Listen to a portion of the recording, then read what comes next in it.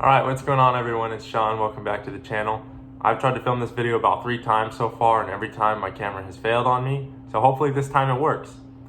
So if you're new to the channel, again, I'm Sean, and I make videos about the CPA exam and process, cars, personal finance, staying in shape, pretty much anything I'm passionate about. So if you like what you see, feel free to click that subscribe button down below, and that way you can stay tuned for future videos. And hopefully they'll be helpful to you throughout your CPA exam process and any of those other topics I listed. So this video is going to be a Q&A, and I have about 8 questions that I pulled off of all the YouTube comments that I've accumulated on my 2 videos over the past month or so. And I think these will be the most helpful to anyone that's starting their CPA exam process in the next couple months or weeks, days, maybe you've already started. So hopefully something I cover in this video will be helpful to you today. And if I don't cover anything that you wanted to know, feel free to drop your questions down below in the comments, and I'll be sure to answer them in the next video. All right, so let's get started. I'm gonna pop the question up on the screen right here, and then I'll answer it, and we'll do that for each one. So we'll switch over. Our first question is from Alyssa. She says, "Thanks for the video. I just failed audit and I need a different study plan. It sucks because I just started working and I don't have the same time I used to have. Do you have any tips for workers?" I've had a couple questions along these lines of what's your study plan when you begin working full-time, because in my previous 2 videos where I passed 4 on audit, I'll link those down below. I studied full-time. I didn't have a job while I was doing that. I was fortunate enough to be in that position. So I actually, in case you guys didn't notice, this background is different from the old room that I used to film in.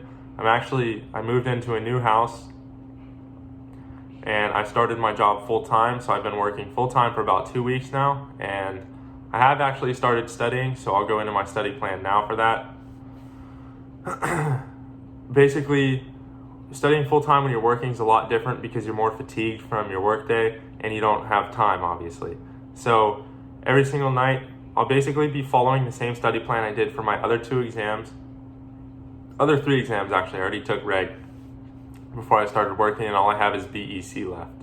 So my study plan is I'll go 2 hours a night during the weekdays for as long as time permits. If I have more time, I'll actually study longer. It's basically I'll maximize whatever time I have in the evening after work and after I've eaten dinner and worked out. I'll use that as my study time.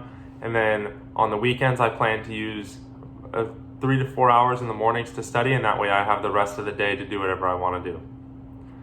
And I'll start at around 8 a.m. on weekends and be done by noon. And I plan to get done with BEC in about a month with that process. And just so you don't have to go through and watch the other videos, I'll give you a really quick rundown on how I study.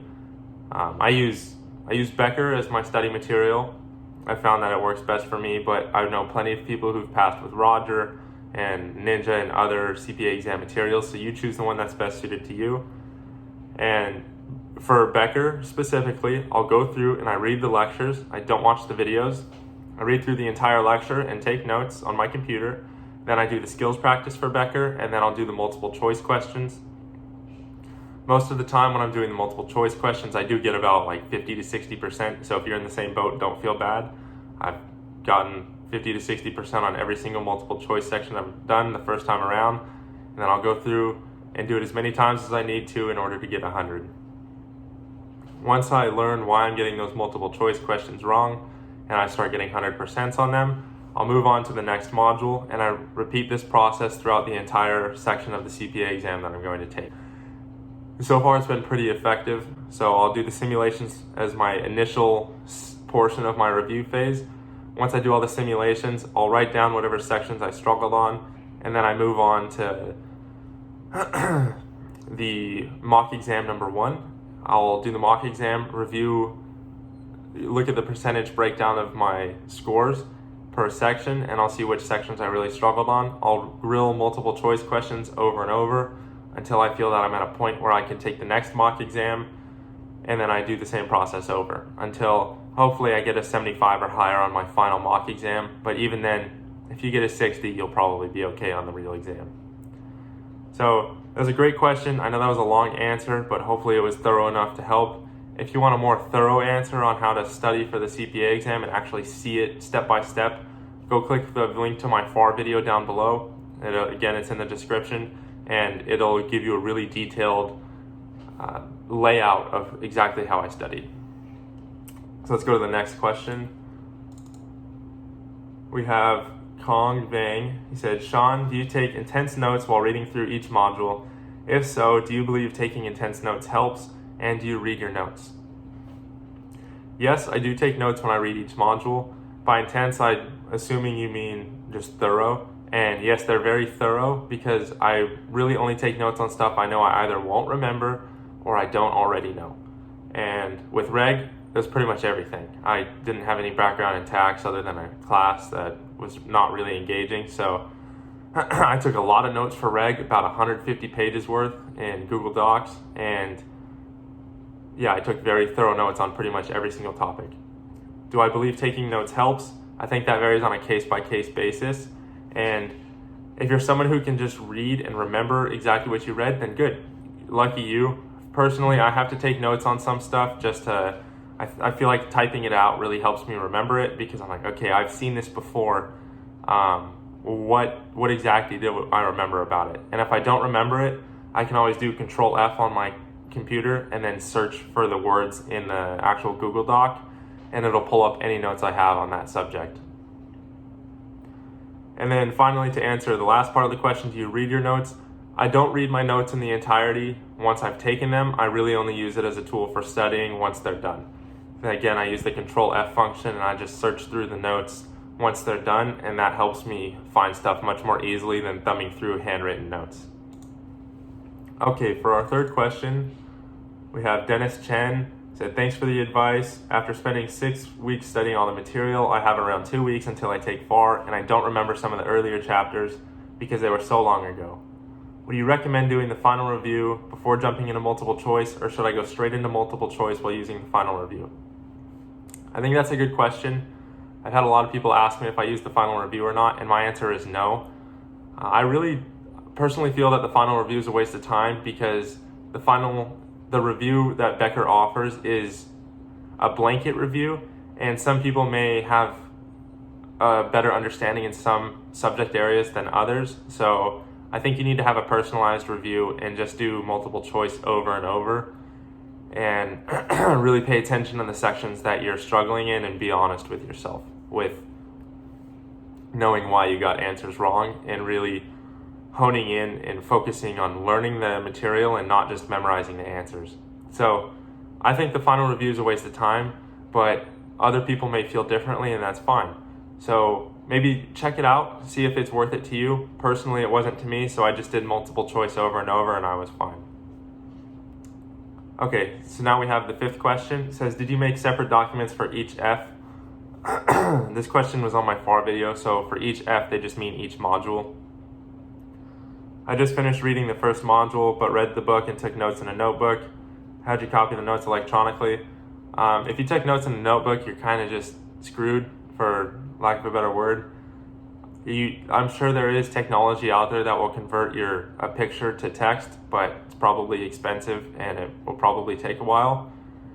So I'd say for future exams, just make sure you type out the material. And then I did not use a separate document for each module. I just put it all in one big document. That way I could go back and search throughout the entire document. It's just faster than searching through 10 separate documents. We got our sixth question from Paul. They said, did you feel that the questions on the actual exam were easier than those on Becker's? So there's two types of questions. You have multiple choice and then you have simulations. The multiple choice on the actual exam were definitely easier than the ones that Becker gave me. And I've read that that's pretty similar for most study materials. And that's actually good because Becker over-prepares you on the multiple choice so that you can get the easy points in the beginning of the exam. You could definitely do really well on the first 33 multiple choice for FAR or whatever number it is for the other exams. And then when you come around to the second set of multiple choice questions, they're weighted more heavily. So if you're over-prepared, then you'll be well prepared for the hard multiple choice questions that you'd get if you do well on the first section of the exam. When it comes to simulations, I think the actual exam was harder than the Becker simulations, but they were very similar. The main reason I say that they were harder is because Becker actually gives you more source documents and additional information that you have to sift through. But Becker prepares you well in the sense that you'll know exactly which documents you need and what sources you'll need in order to answer the questions properly. So short answer, Becker multiple choice is harder than the actual multiple choice. The actual simulations are harder than the Becker simulations.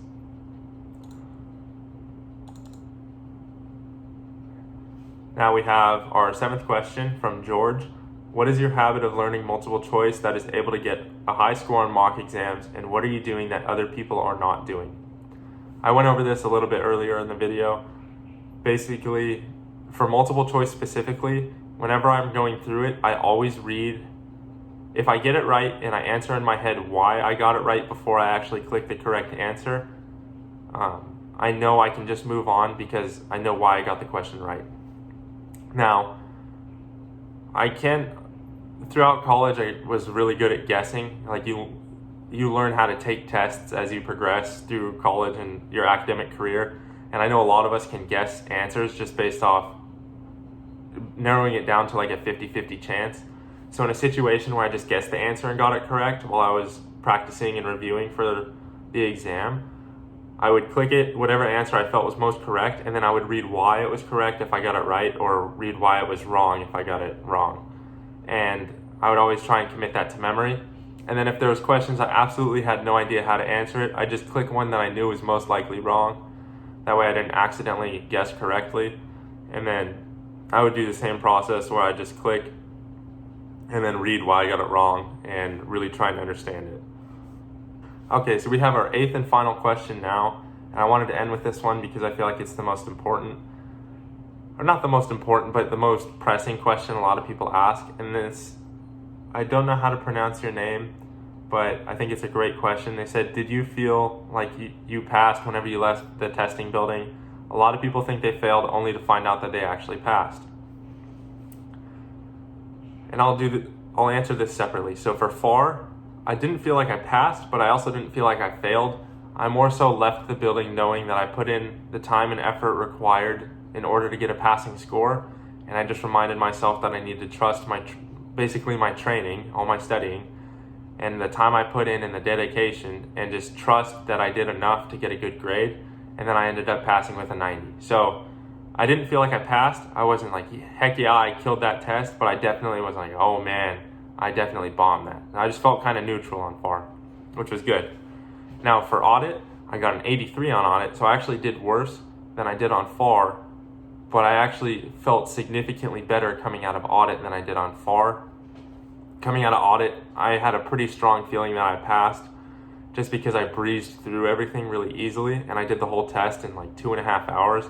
So I wasn't stumped on any questions and didn't really feel any time pressure, whereas I finished FAR with 10 minutes to go. So it's on a test-by-test basis and definitely depends on the person.